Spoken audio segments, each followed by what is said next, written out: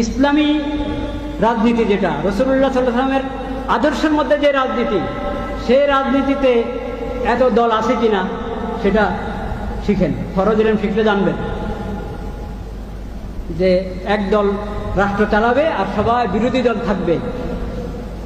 এই দলীয় রাজনীতি, এই রাজনীতি ইসলামের শিক্ষা নবী করিম সাল্লাল্লাহু আলাইহি ওয়াসাল্লাম আদর্শের মধ্যে নাই।